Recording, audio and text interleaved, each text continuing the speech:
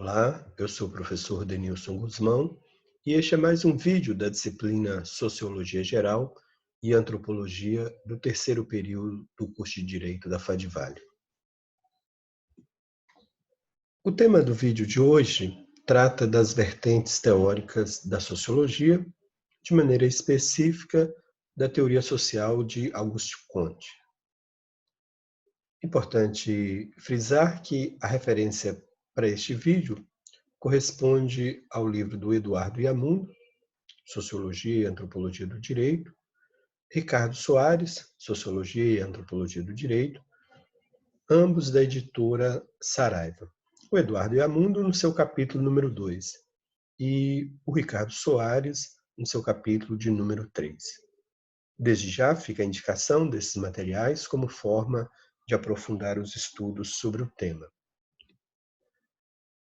O objetivo corresponde ao exame das principais ideias, conceitos e noções presentes na teoria social de Comte, bem como a sua contribuição para a sistematização da sociologia.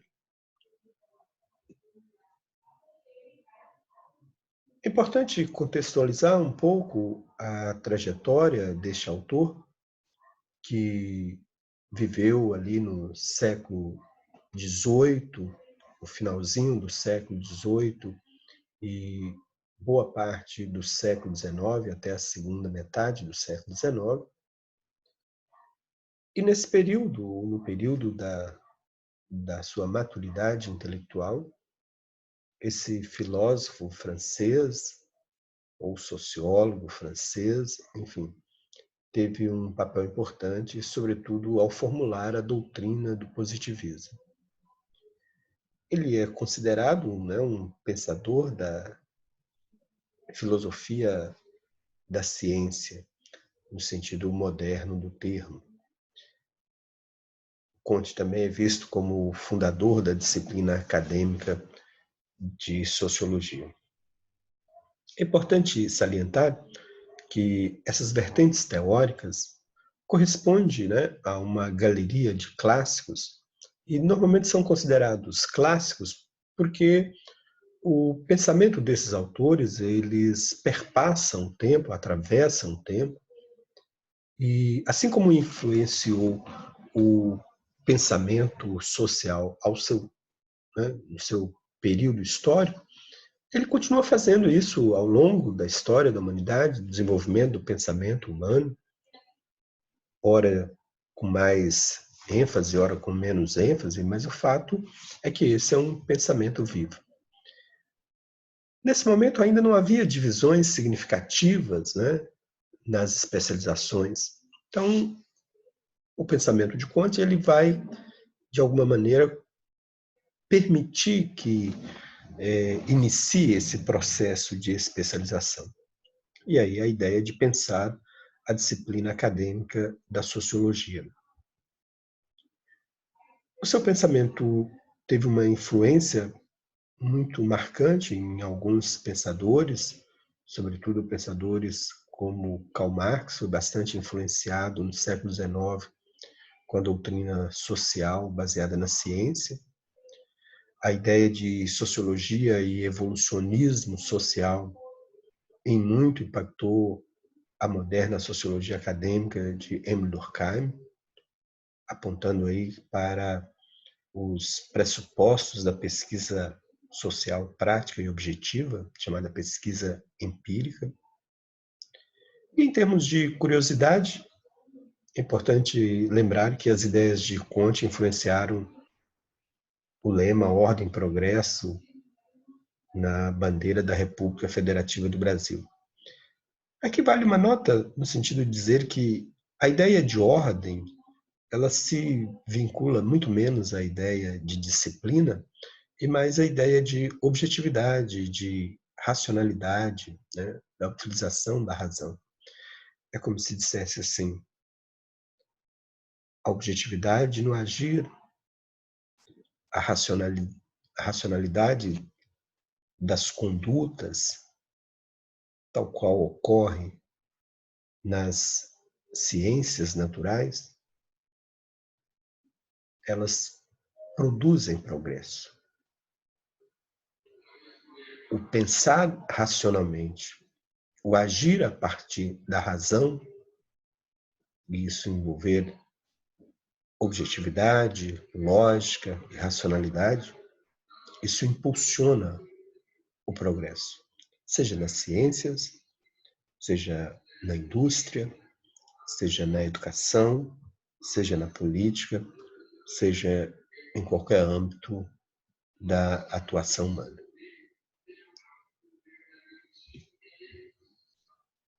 É possível sintetizar o pensamento de Comte a respeito da história da sociedade por meio da sua visão de evolução da sociedade. E aqui ele está muito impactado, não é de se admirar, mas ele está muito impactado pelo desenvolvimento das ciências naturais, em particular a biologia, através de um pensamento sistemático dessas ciências. Augusto Comte ele estabelece um modelo de sociedade que é composta por 3 estágios ou 3 estados diferentes. E há, de certa forma, uma trajetória de evolução entre esses 3 estados, saindo de um determinado estado mais primitivo, arcaico, para um estado mais evoluído. Antes, porém, há um estado intermediário em que prevalece um determinado tipo de pensamento. De maneira esquemática, pode-se falar que o primeiro estado, ele, de alguma maneira, aponta para um pensamento teológico. O segundo estado, para um pensamento metafísico. E o terceiro estado, para um pensamento científico. Vejamos cada um. A partir da percepção do progresso humano, Comte formulou a lei dos 3 estados, observando a evolução das concepções intelectuais da humanidade. Comte percebeu que esta evolução, ela de alguma forma passa por 3 estados teóricos diferentes. Estado teológico, ou fictício, estado metafísico, ou abstrato, estado científico, ou positivo.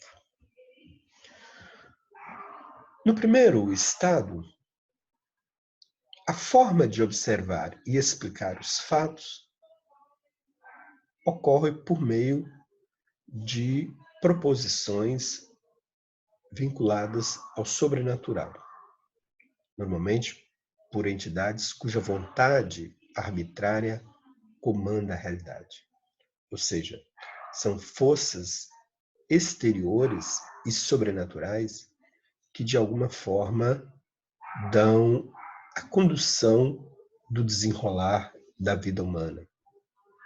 Assim, busca-se respostas, causas para determinados questionamentos.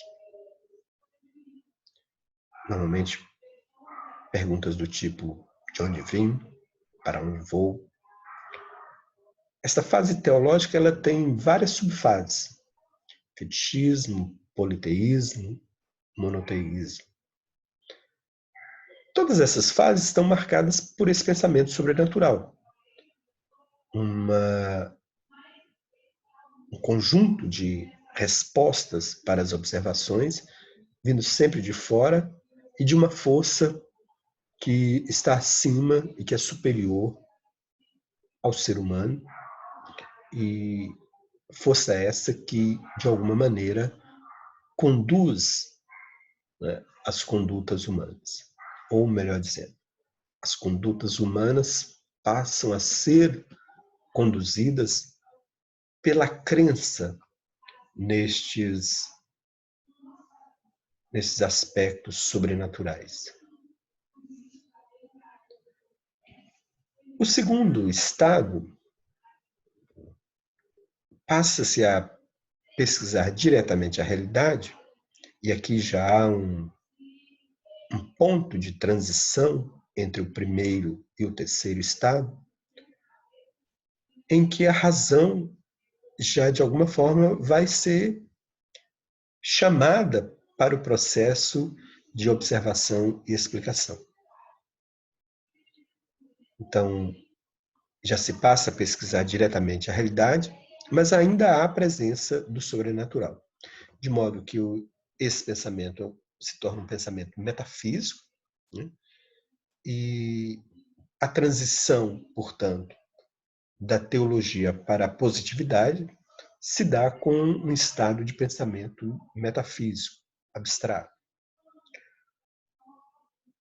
e caracterizado, né, por essas abstrações vinculadas a alguns absolutos, como a natureza, o povo, enfim, categorias absolutas e abstratas como forma de estruturação do pensamento social.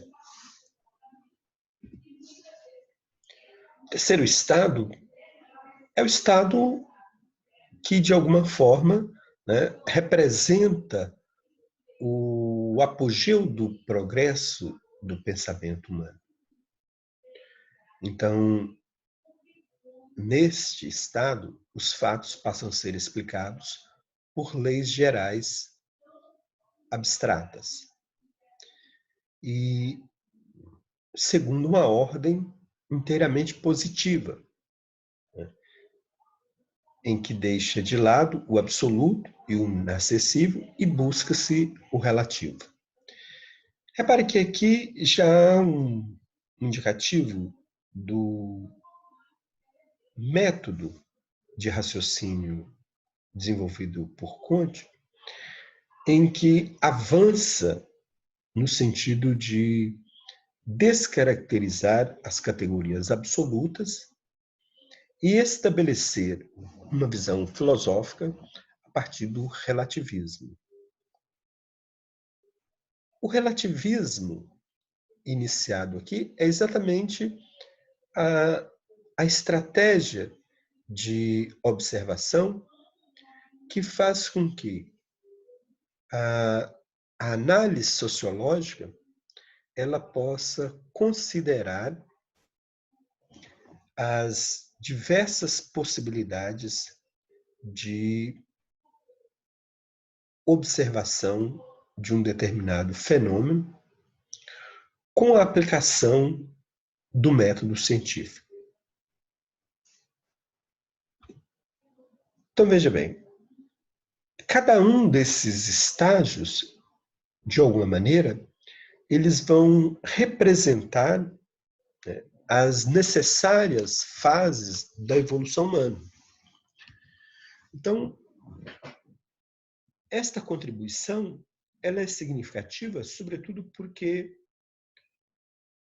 a possibilidade de estudo do desenvolvimento humano, a partir do contexto de cada sociedade, irá permitir, né, a compreensão desta realidade não mais segundo aspectos teológicos ou metafísicos, mas sim aspectos objetivos, racionais, que dão condição de trabalhar a perspectiva empírica da realidade social. Então, o que Comte está procurando organizar em torno da sociologia é um pensamento objetivo, racional, que pudesse, de alguma maneira, contribuir para o progresso humano, na medida em que as respostas sociológicas elas estariam, de alguma maneira, sustentadas por argumentações de natureza objetiva, racional e lógica. Como deveria ser toda a ciência, conforme Comte. como já era ciências como a matemática, a física, talvez influenciado por esse pensamento, ele vai escrever um livro com o título Física Social, em que ele procura transpor para a análise da realidade social recursos metodológicos oriundos das ciências naturais. Então, esta positividade que observa-se no desenvolvimento das ciências como matemática, física, química e biologia, esta mesma positividade deveria ser empregada no estudo dos fenômenos sociais. E isso, então, iria revestir a sociologia de natureza científica, diferentemente dos dois outros estados que as explicações para os fenômenos estão destituídos dos pressupostos científicos.